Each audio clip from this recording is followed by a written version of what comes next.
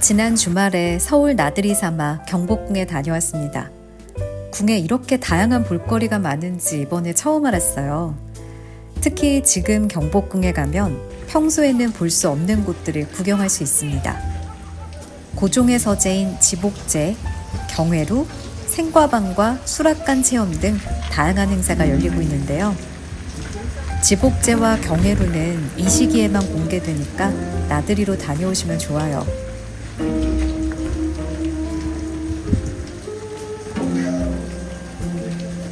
처마 아래 앉아서 빗소리를 가만히 듣고 있으니 잠시 조선시대로 돌아간 듯한 느낌이었습니다.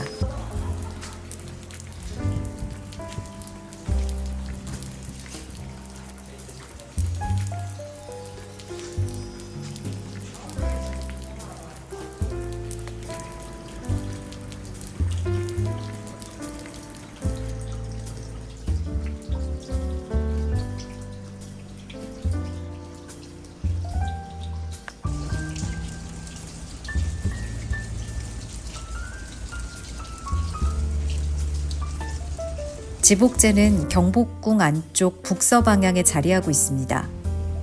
광화문부터 천천히 걸어가면 20분 정도 걸려요.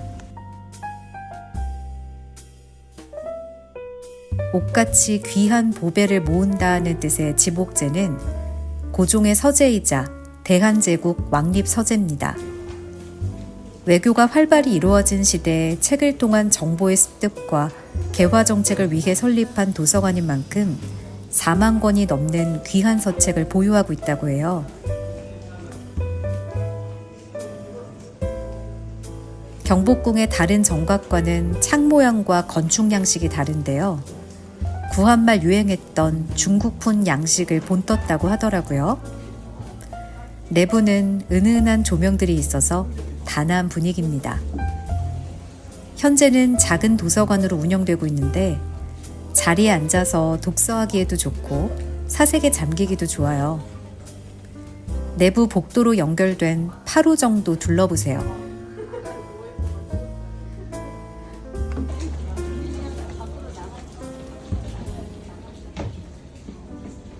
팔각형 모양의 창가를 따라 빛이 된 나무 테이블에 앉아서 조용히 쉬기도 좋았습니다.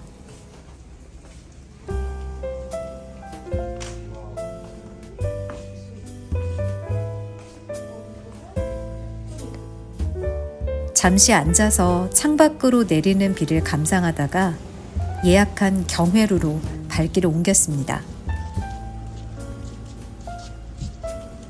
경회루는 5월 8일부터 개방을 시작했는데요. 1년에 단 4달 하루에 4회만 경회루를 관람할 수 있습니다. 여기는 사전 예약을 해야 하는데요. 1시간 정도 문화해설사와 함께 경회루를 둘러보며 이곳에 얽힌 역사를 들을 수 있고요. 평소에는 올라갈 수 없었던 2층 공간까지 구경하실 수 있어요. 경회루는 인공 연못 위에 지어진 누각으로 조선시대에 연회를 하거나 외국의 사신을 접견하던 곳입니다. 처음 지어질 때부터 연못 위에 있었던 건 아니고 이 터 아래 지하수가 흐르고 있어서 건물만 지으면 계속 무너졌대요. 그래서 아예 물을 채우고 연못 위에 누각 형태로 지은 거죠. 예약한 시간이 되면 입구에서 누각으로 난 다리를 통해 안쪽으로 들어갑니다.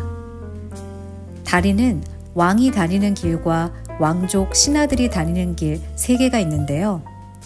그중 왕족들이 다니던 가운데 다리로 입장했습니다. 지금도 단아하면서도 화려한 모습이지만 임진왜란 때 불에 타기 전에는 돌기둥에 승천하는 용이 조각되어 있을 정도로 그 규모가 더 대단했다고 합니다. 다른 건물들은 일제강점기와 한국전쟁을 거치면서 소실됐는데 경회루만 당시 모습 그대로 유지됐대요. 그래서 1985년에 우리나라 국보로 지정되어 일정 기간 동안만 관람이 허락되고 있습니다. 누각의 천장 무늬도 참 아름답습니다. 조각 하나, 기둥 하나도 그냥 만들지 않고 음과 양의 조화를 뜻하는 의미를 담아서 지었다고 하네요. 연산군이 바로 이 경회루에서 배를 띄워놓고 흥청망청의 유래로 알려진 흥청들과 연애를 즐겼다고 합니다. 2층에 올라가면 넓은 공간이 펼쳐집니다. 경회루는 우리나라에서 단일 평면으로는 규모가 가장 큰 누각이래요. 바닥은 1, 2, 3층으로 단차가 있게 만들어졌는데 당연히 가장 높은 곳은 왕의 자리였고 나머지는 지위에 따라 자리가 정해졌다고 합니다. 군더더기 없는 건축 양식과 단아함이 돋보이는 공간이었습니다.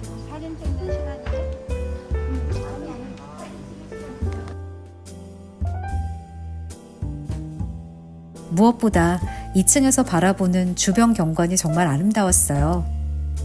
경복궁의 기와들이 넘실대는 모습도 장관이었고 인왕산, 북악산, 남산을 한눈에 바라볼 수 있었습니다.